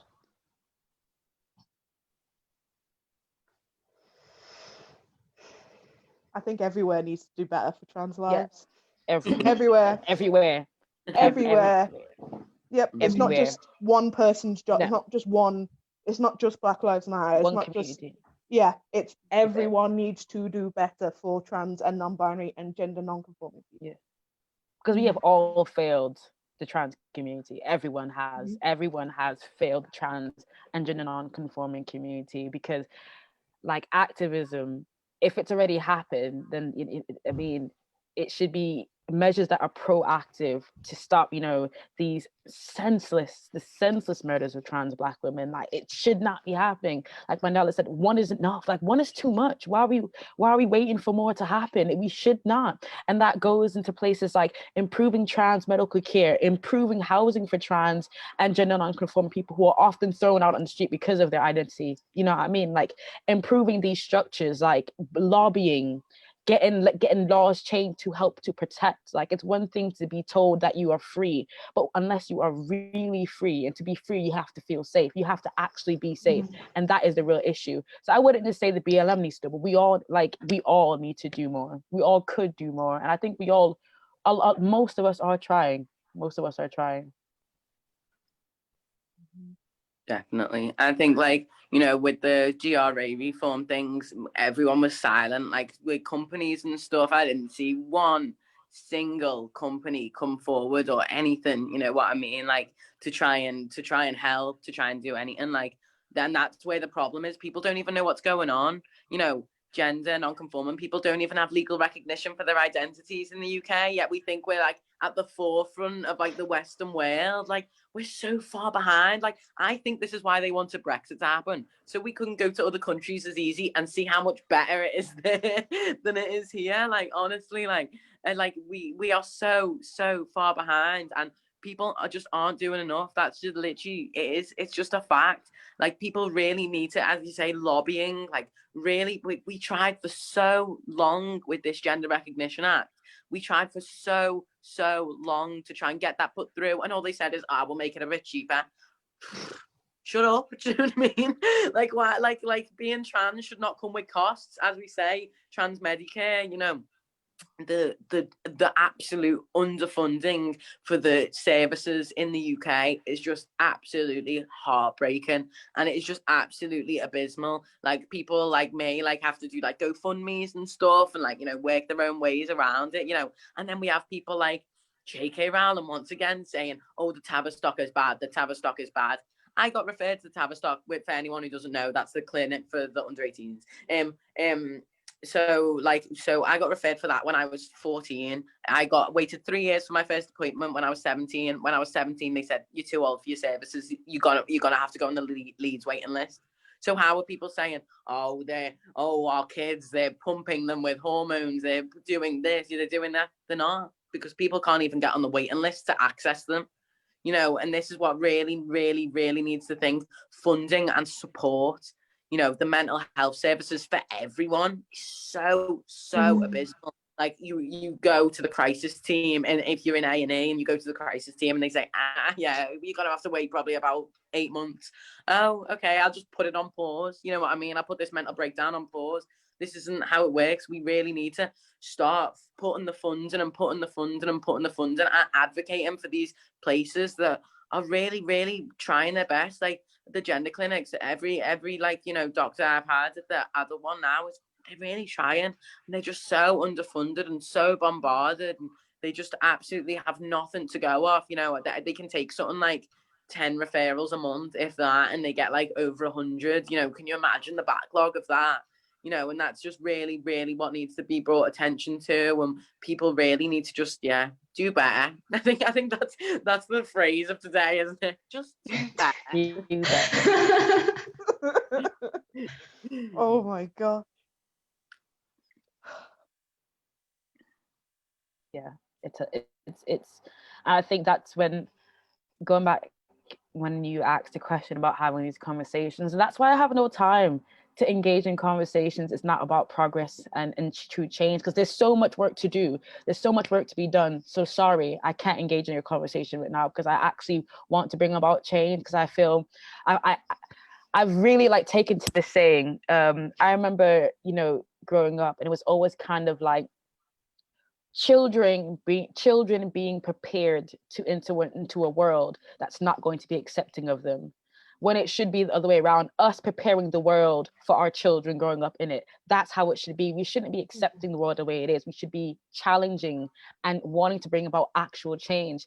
And again, going back to like lobbying and getting together, and that's why I'm just so like, being on a panel like this today is just so reassuring. Like, people are actually out there who understand what's happening, and we want to bring about change. And the question is, what do we do next? How do we go from here? How do we, you know, that, you know, with the GRI being scrapped, absolutely gutted. I'm sad, and I'm like, okay, it makes me even want it more. It makes me want to like bring that change even more. Like, every time they tell us no, every time they shut the door, it makes me want to just kick the door down. Like, okay, we're such a strong community, and I know we're outnumbered, but the love is unmatched. It's unmatched. Yeah, I just wanted to echo things. I think, you know, issues of capitalism especially is that a lot of the time people don't have time to think about small things because they're so run down by life.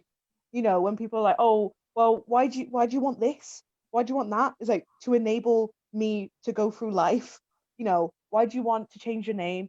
Because that is important to me. And, you know, that helps me go get a job and feel comfortable in my job, helps me go to the bank and feel comfortable with my banking. All these little things that cis people take for granted. You know, I've had no issues applying for a new passport, going to a bank, you know, renting. Whereas I know a lot of trans people and gender non-conforming people have so many issues with changing their bank, changing their identity documents, doing things to be able to rent and things like that. And they don't have time to, always go out and lobby. And that's a lot of thing I want to say to a lot of people who are allies. You have to take on a lot of this physical work. It can't just be the people who are being oppressed. They're too busy being oppressed. They don't always have time to go out and protest. They don't always have time to be educating you. You've got to, as Aisha said earlier, you've got to take some of that. Google is free and widely accessible. Just Google things that you are unsure about. And as Aisha said earlier, ask, your gender non-conforming, your queer, whatever people, if they've got time to have a discussion, because they're tired. They are very tired.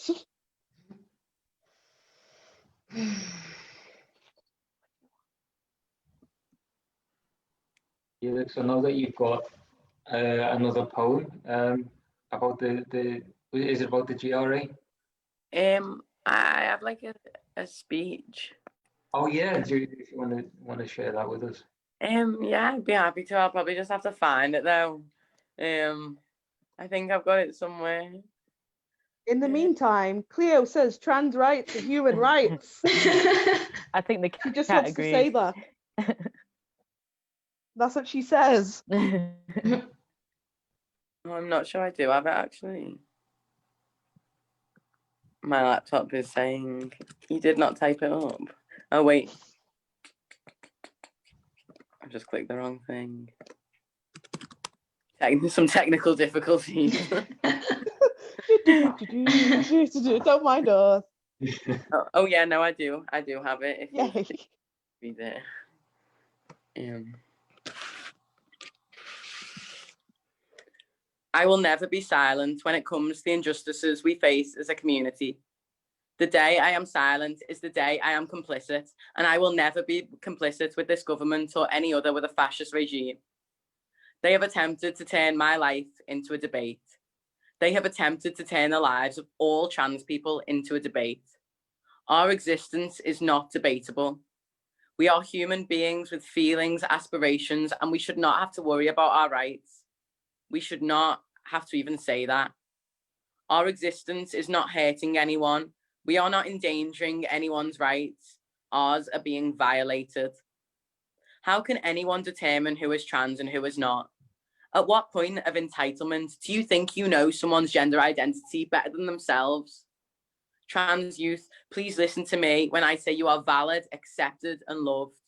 Even if you may not feel it in your current situation, there is always somewhere you are safe. This is another attempt to keep us down, but together we will rise. We will always be here. We will never disappear, and my voice will be unwavering when I declare who we are and what we need.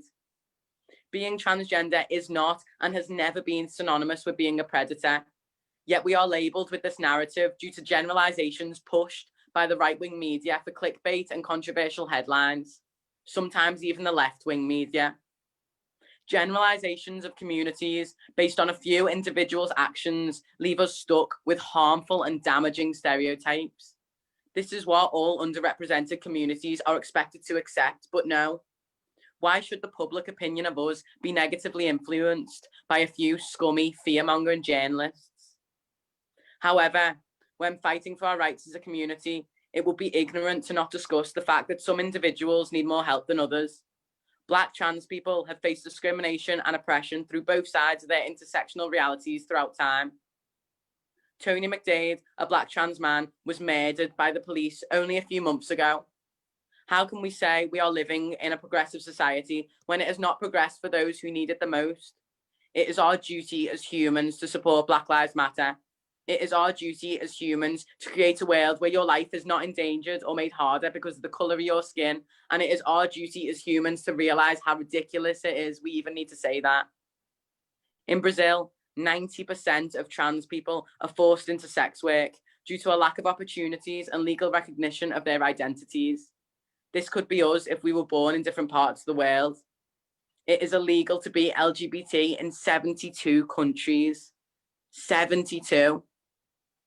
It is closer than we think, and even though it may not be our lived experience, it affects all of us. We have so far to go, but a meaningful and progressive change would be reforming our Gender Recognition Act. I implore everyone to do the research on the monstrosities happening in this world, but do not let the negativity define your life. Use it to fuel your passion and make a difference.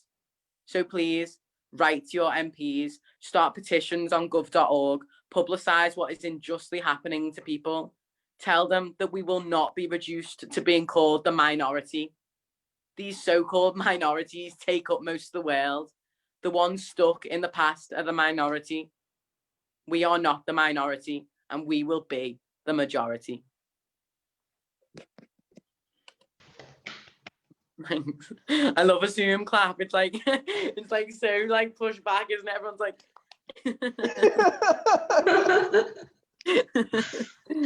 Oh. Thanks, Felix. That was great. So does anybody want to add anything else, or no? What are you all thinking? Love, love, love, love, love, love, love, love, love, love. Just so much love.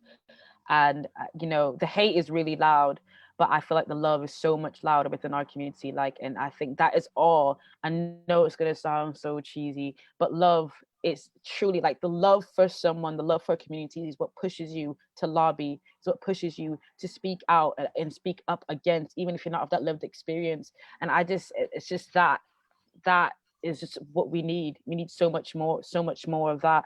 And I know that I feel like almost they think that when they tell us no, we're just gonna accept it, and we won't. And they're very, very wrong. I think we come back even stronger and louder because we know what our ancestors have sacrificed, their literal lives, and we won't let that go. We won't let that be in vain. And every day we exist, every day we breathe, every day we create, every day that we laugh and we smile and we take care of our mental health and we take care of our body, that is activism. That is us being the best activists that we can, and that's us protesting. Yeah, it reminds me of what Tanya Compass says, queer activist who's now running Exist Loudly as an actual charity organisation. Yes, Tanya. Yeah, Tanya's always saying Exist Loudly, and that was one of the first like BAME queer events I went to. I think it must have been Stonewall or UK Black Pride, and they were just like Exist Loudly, and I was like, oh my god, like I've never felt so like it just hit different. It just like landed different. Like just exist loudly wherever you are. Like my house, you can't see it right now, but my house has flags everywhere. There's not one room in this house that is not gay. It is a proud queer household. And even if, you know, it's not necessarily in my window, anyone who comes into this house, into my space knows they are going to be accepted for who they are, point blank. No caveats, none of this. It's an open door, except if you're, you know, one of those. It's regardless. And I think as a society, we've forgotten how to be a community. We're so isolationist now. You know, we don't really check in on one another, and you know, we are different, and that there's nothing wrong with difference. It's again going back to white supremacy. It's pointing out that one difference is inherently superior to another, and that's why we shouldn't respect each other, and that's where we've gone wrong. Just because we are different, we're all worthy of respect. We're all worthy of love, as Aisha was saying, and that is very powerful. Getting back to that community-based, just because that person isn't like me doesn't mean I shouldn't advocate for them. I expect people to advocate for me, to advocate for someone else. And I think it's Lady Phil that says, none of us is free until all of us is free. You know, just because I can go get, you know, married to a woman if I choose, doesn't mean that someone else in the world can do that. Doesn't mean that someone else who can't, you know, change their name by default or access something simple as the NHS because of their gender, you know, they're not free. And we should all advocate for each other.